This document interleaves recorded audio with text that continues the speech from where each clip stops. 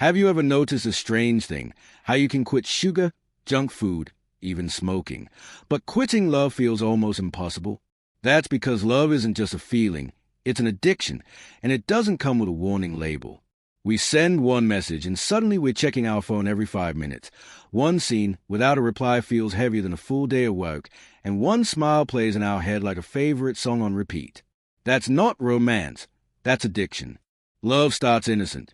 This person is nice, then turns into, I like talking to them, and before you realize it, your mood depends on someone who doesn't even know they're controlling your happiness. It becomes a daily dose, morning messages, afternoon thoughts, nighttime overthinking, and somehow we call this beautiful.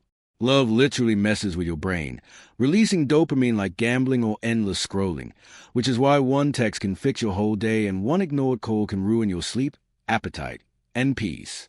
Food tastes better when love feels right, and when it goes wrong, even pizza feels empty. Like every addiction, love has withdrawal symptoms. You can't focus, songs hit harder, silence gets loud, and you keep checking their profile just one more time, until it becomes a routine you pretend is normal. The dangerous part is that this addiction doesn't always come from the right person. Sometimes it comes from attention, loneliness, or how someone made you feel special for a moment. That's why people stay in toxic relationships, not because they are stupid, but because they're addicted to the feeling, like craving junk food at midnight even when you know it's bad. We romanticize love so much that we forget balance, forgetting that love should add to your life, not consume it, and that losing yourself isn't love, it's attachment. Real love doesn't make you anxious, doesn't make you beg for replies, and doesn't erase who you were before. It feels calm, safe, like you can finally breathe, while addictive love feels intense, dramatic, exciting, and exhausting. So if this sounds like you, don't worry, you're human, and we all get addicted to love at some point. But the trick isn't to stop loving, it's to stop letting love control you, because love should be a part of your life, not your entire personality. And if someone's presence steals your peace more than it gives happiness, that's not love, it's dependency wearing a romantic mask. Have you ever really noticed this strange truth about life, that you can quit sugar, cut down on junk food, even walk away from cigarettes, but the moment it comes to quitting love, suddenly all logic disappears?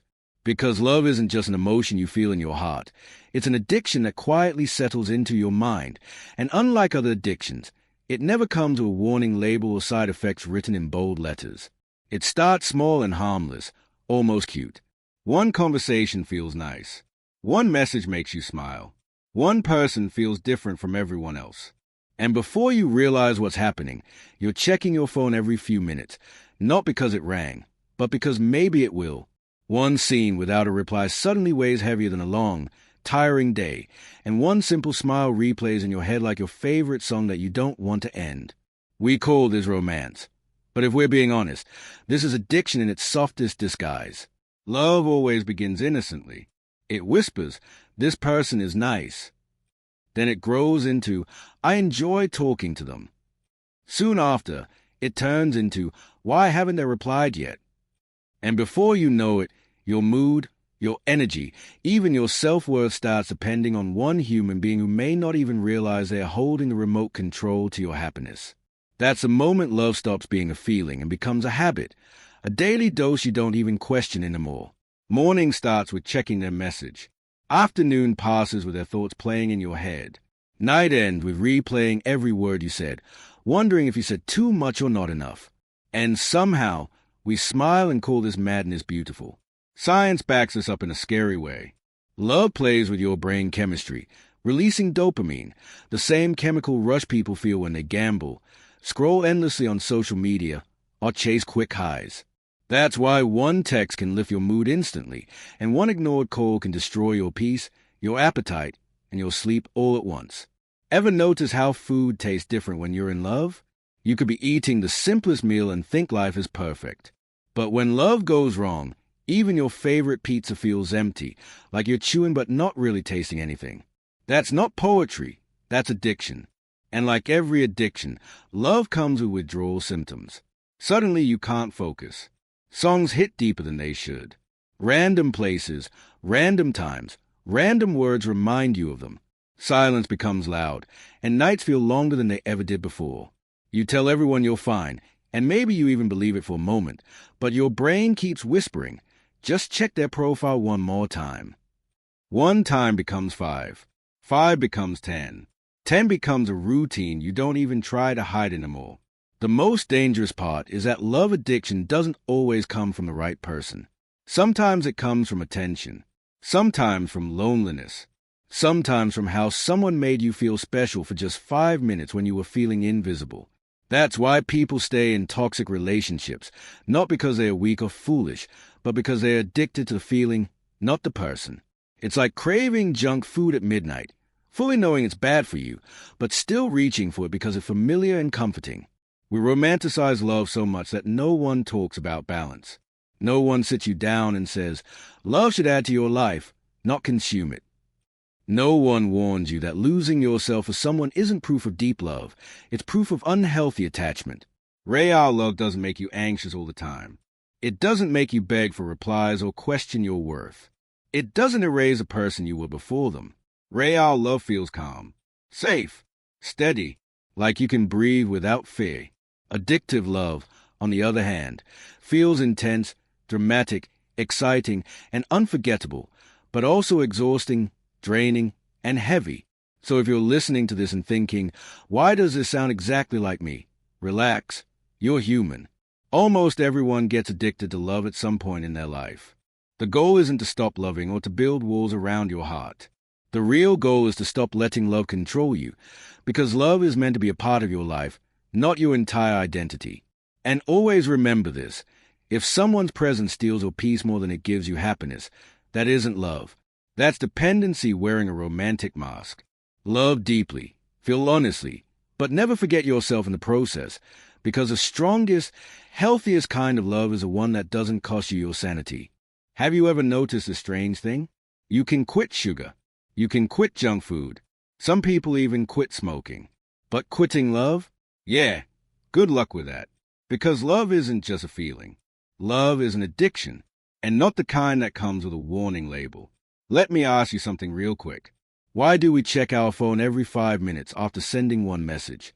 Why does one scene without a reply feel heavier than a full day of work? Why do we replay one smile in our head like it's our favorite song? That's not romance. That's addiction. Love starts innocent. It comes like, oh, this person is nice. Then it becomes, I like talking to them. Then suddenly it's, why haven't they replied yet? And before you know it, your mood depends on one human being who doesn't even know they're controlling your happiness. That's when love turns into a habit, a daily dose. Morning, check their message. Afternoon, think about them. Night, overthink everything you said. And the funniest part? We call this beautiful. Love messes with your brain chemistry. Seriously, your brain releases dopamine, the same thing that hits when people gamble or scroll endlessly on social media. That's why one text can make your whole day better. And one ignored call can ruin your appetite, sleep, and peace. You ever notice how food tastes different when you're in love? You could be eating plain bread and think, wow, life is amazing. But when love goes wrong, even pizza feels like cardboard. That's addiction. And like every addiction, love also has withdrawal symptoms. Suddenly you can't focus. Songs hit harder. Random places remind you of them. Even silence becomes loud. You say you're fine, but your brain says, let's just check their profile one more time. One more time becomes 10. 10 becomes daily. Daily becomes a routine you pretend is normal. And here's the dangerous part. Love addiction doesn't always come from the right person. Sometimes it comes from attention. Sometimes from loneliness. Sometimes from the way someone made you feel special for 5 minutes. That's why people stay in toxic relationships. Not because they are stupid, but because they are addicted to the feeling, not the person. It's like knowing junk food is bad, but still craving it at midnight. We romanticize love so much that no one talks about balance. No one says, hey, love should add to your life, not consume it. No one warns you that losing yourself for someone isn't proof of love. It's proof of attachment. Real love doesn't make you anxious all the time. It doesn't make you beg for replies. It doesn't make you forget who you were before them. Real love feels calm, safe, like you can breathe. Addictive love feels exciting, dramatic, intense, and exhausting. So if you're listening to this and thinking, why does this sound like me? Don't worry. You're human. We all get addicted to love at some point. The trick isn't to stop loving. The trick is to stop letting love control you. Because love should be a part of your life, not your entire personality. And remember this. If someone's presence makes you lose peace more than it gives you happiness, that's not love. That's dependency wearing a romantic mask. Love deeply, but don't forget yourself in the process. Because the strongest kind of love is the one that doesn't cost you your sanity.